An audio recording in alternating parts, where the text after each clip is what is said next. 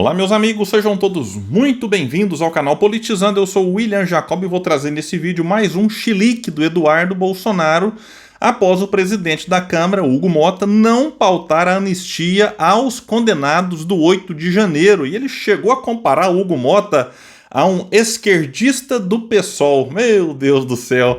É assim, não faz o que ele quer, aí virou esquerdista do PSOL. É um negócio inacreditável. Agora tá lá nos Estados Unidos, aí ele acha que tá aí no direito de sair, inclusive insinuando coisas graves contra o Moraes em relação ao presidente da Câmara dos Deputados. Eu vou trazer tudo para vocês.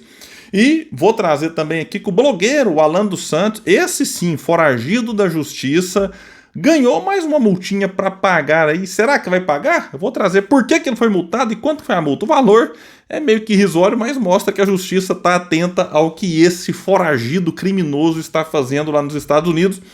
Só que antes de falar sobre tudo isso, eu quero pedir a sua ajuda. Chegou no canal, viu que não está inscrito? Se puder, se inscreva, ativa aí o sininho das notificações.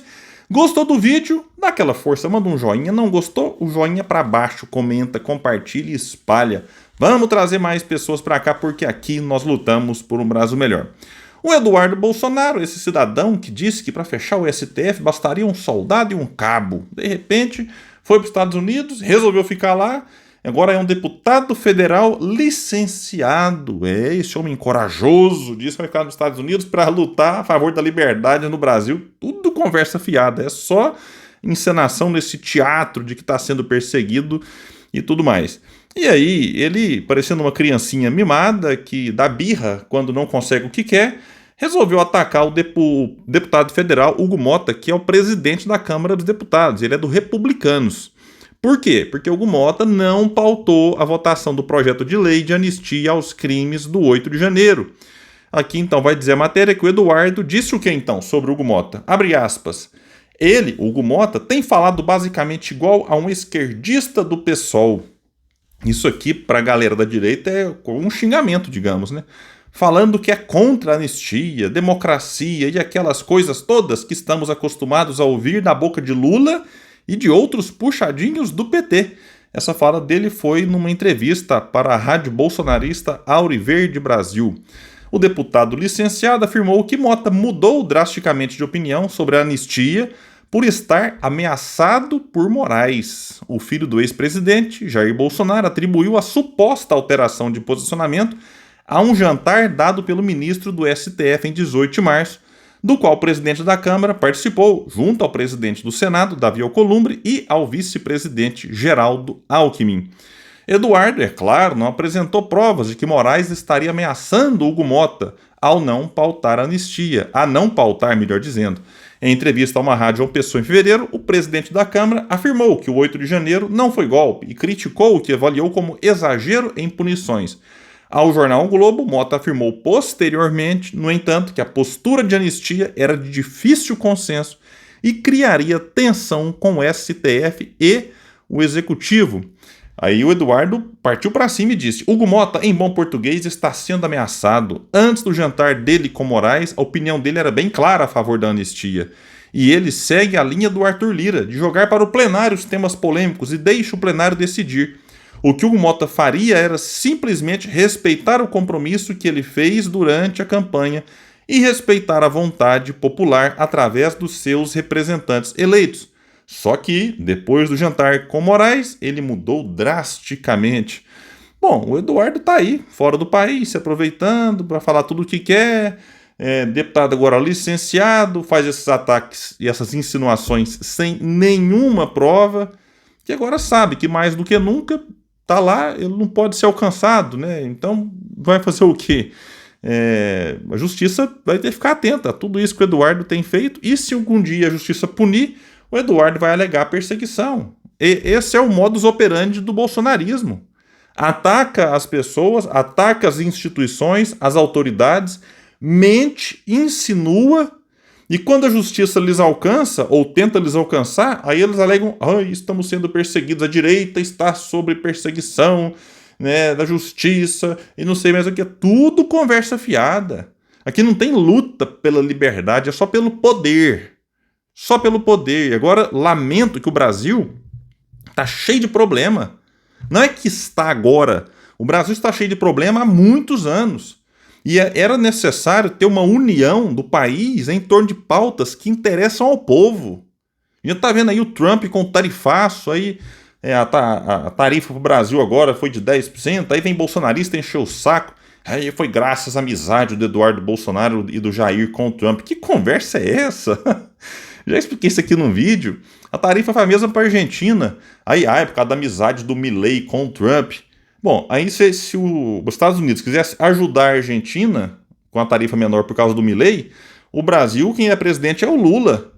Então a gente sabe que não teve aqui nada a ver com diplomacia brasileira e nem com amizade de Bolsonaro. Foi um cálculo dos Estados Unidos. E aí fez lá as devidas explicações, aí taxou mais alguns países, outros não. A Rússia, por exemplo, não tá, porque a Rússia sofreu sanções por causa da guerra. Então, assim, a gente tá vendo aí o mundo em ebulição e o país, mais do que em qualquer outro momento agora, a gente tá discutindo coisas de interesse do povo.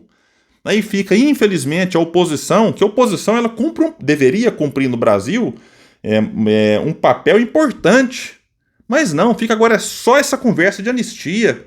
Como se nada mais no país interessasse. E a situação, o governo, tem lá os ministérios trabalhando, cada um fazendo ou tentando fazer a sua parte, mas a classe política ficou essa coisa agora, contra a anistia, diga não anistia e o outro anistia já. E o país está aí, cheio de pepino para resolver e perdendo tempo com esse negócio de anistia ou não anistia. Então, francamente, é lamentável ver, enquanto isso, o juro disparando, está em 14,25, a tendência de passar para 15, aproximando do Copom, com o presidente colocado lá pelo Lula, que é outro Campos Neto 2.0, um Campos Neto não bolsonarista. Os bancos lucrando mais do que nunca, o povo sofrendo, e agora aí, oposição anistia já, e o outro lado diga não anistia, sem anistia. Então é lamentável, mas não surpreendente. Vendo a Câmara dos Deputados que temos lá, e que muitos falam que vai piorar, olha, é realmente muito preocupante o futuro. Mas não vamos perder a esperança, não. A gente tem o dever da esperança. Bom, pessoal, falando aí em bolsonarista fujão, outro lá nos Estados Unidos, esse foragido mesmo. É o Alan dos Santos, blogueiro, dono do Terça Livre, canal bolsonarista. E ele é mais um desses aí que tá nem aí. Tem uma compulsão por desrespeitar decisões e descumprir decisões da justiça. Agora foi multado mais uma vez por isso, mas não vai adiantar nada. O ministro Moraes aplicou uma multa de R$15 mil ao blogueiro Alan dos Santos por descumprir a ordem de não usar mais as redes sociais. Aqui vai dizer que Moraes relembrou que foram impostas diversas medidas cautelares contra Alan dos Santos, como a proibição de usar as redes sociais. Segundo o ministro, as redes sociais do blogueiro eram utilizadas incessantemente para a reprodução de conteúdo criminoso. Contudo, o blogueiro tem desrespeitado a decisão de ficar fora das redes, segundo Moraes.